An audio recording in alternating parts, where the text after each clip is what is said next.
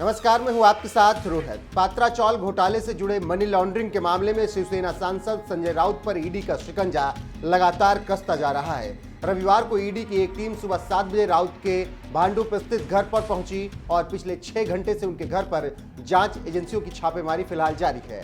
इसी बीच राउत के वकील उनके घर पहुंचे। ईडी ने जांच पड़ताल के बाद उन्हें अंदर जाने दिया। ईडी ने संजय राउत पर जांच में सहयोग न करने का आरोप लगा दिया। इसी को देखते हुए निर्दलीय सांसद नवनीत राणा ने अब उन पर हमला बोल दिया है। जो आज संजय राउत जी पे जो कार्रवाई हुई है, मुझे लगता है ईडी ने बहुत देर कर दी। ये कार्रवाई तो मुझे लगता है कई महीनों पहले ही हो जानी चाहिए थी। और जिस तरीके से ईडी जो इनको समन्स भेज रहे थे, इंक्वायरी के लिए लेटर्स इनके घर तक पहुंच रहे थे, उनका आंसर इन्होंने दिया नहीं।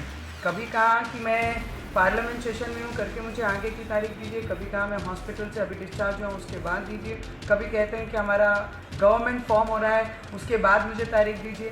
तारीख वही मांगता है और स्पष्टीकरण वो नहीं दे पाता है जिन्होंने सच में भ्रष्टाचार किया है।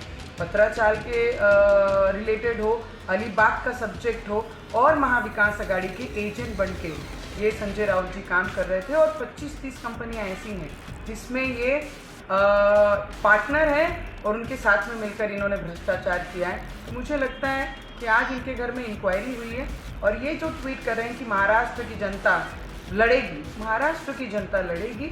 छत्रपति शिवाजी महाराज ने हमें यही सिखाया है कि अन्याय के विरुद्ध में लड़ना कैसे कहते हैं और कैसे करना चाहिए, उसके विरुद्ध में आज महाराष्ट्र की जनता ज़रूर लड़ेगी। और करप्शन जो करता है उसके विरुद्ध लड़ने वाली हमारी महाराष्ट्र की जनता है।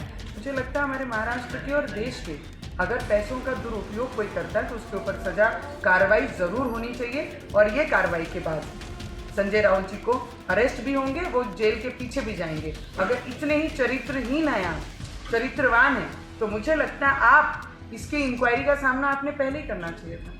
इंक्वायरी में जाकर अपनी स्पष्टीकरण देना चाहिए था महाराष्ट्र की जनता को। गरीब लोगों के खून पसीने की कमाई अगर आप भ्रष्टाचार करके कमाते हैं और अवैध संपत्ति बनाते तो इसका आंसर डिपार्टमेंट को पूरा राइट्स है पूछने का और आप पे कार्रवाई करने का। और आने वाले समय में उनको अरेस्ट भी किया जाएगा। तो सुन लिया आपने क्या कुछ कहा अमरावती से सांसद नवनीत राणा ने। अब हम बताते हैं कि आखिर जिस घोटाले को लेकर संजय राउत पर शिकंजा कसा जा रहा है वो क्या है और क्यों ईडी पीछे हटने को तैयार नहीं है। जी हाँ, बात काफी पुरानी है और साल 2007 की है, जब पात्रा चौल का विकास करने का काम Maharashtra housing and area development authority की तरफ से गुरु आशीष कंस्ट्रक्शन कंपनी को दिया गया था। गुरु आशीष कंस्ट्रक्शन कंपनी HDIL की सिस्टर कंपनी है।